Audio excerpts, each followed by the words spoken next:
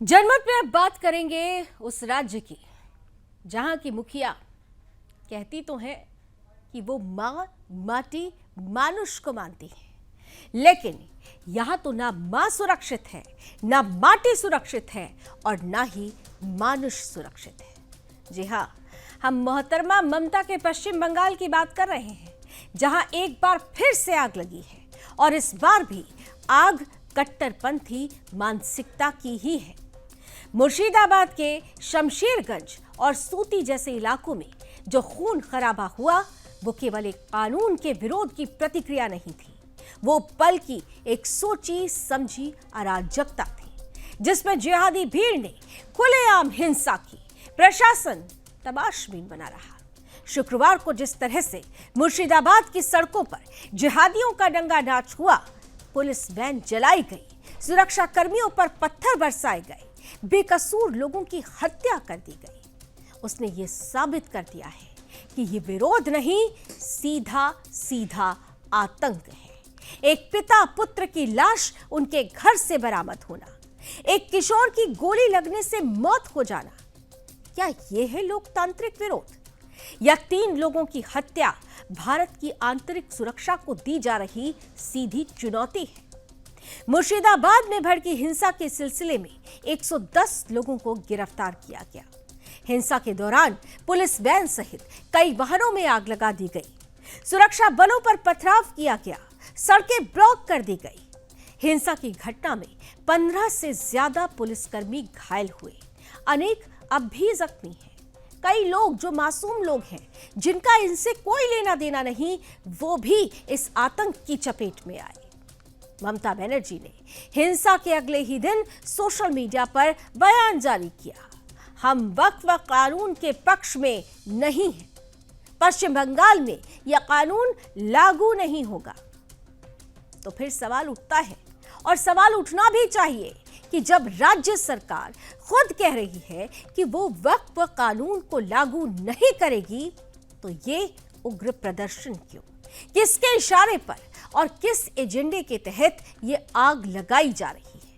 क्या ममता सरकार की तुष्टीकरण की राजनीति ने कट्टरपंथियों को खुली छूट दे दी है?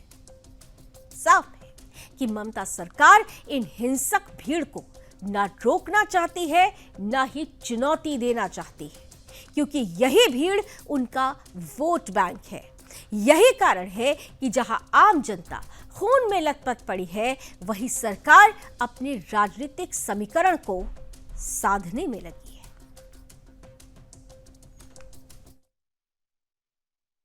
देखिए, पुलिस कुछ नहीं कर रही है, पुलिस चुपचाप बैठी रही है ममता बनर्जी के निर्देश से, और ममता बनर्जी बांग्लादेश बनाने की कोशिश यहाँ पे कर रही है, हिंदुओं को डराने के लिए कोशिश करे। हिंदू समाज सालों से, हजारों सालों से लड़ती आ रही है, लड़ेंगे। आप लोग दिल्ली के साथ पूरा बात हो रहा है, सब गृहमंत्री जी को सब मालूम। देखिए, वक्फ बिल समस्त संवैधानिक प्रक्रियाओं को व्यवस्थित रूप से पूरा करने के बाद, यानी पहले वो बिल संसद में आया, फिर संयुक्त संसदीय समिति के पास गया, संयुक्त संसदीय समिति ने बहुत व्यापक उसके ऊपर विचार विमर्श किया और फीडबैक लिए, फिर दोनों सदनों में पास होकर राष्ट्रपति महोदया के साइन के द्वारा कानून बना है। परंतु अभी भी कुछ लोग इसमें जो राजनीति करने का प्रयास कर रहे हैं, दुखद बात यह है कि पश्चिम बंगाल में ही ऐसा क्यों हो रहा है।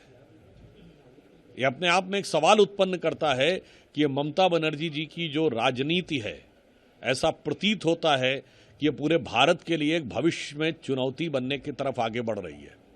जिस प्रकार की उग्रता, आक्रामकता, भारत की व्यवस्था के प्रति अवमानना इसमें दिखाई पड़ती है, तो चूंकि इंडी गठबंधन के पार्टी हैं, तो मैं राहुल गांधी से भी पूछना चाहता हूं, आपने कहा था आपकी लड़ाई इंडियन स्टेट से भी है, तो क्या ये इंडियन स्टेट से लड़ने का एक तरीका है?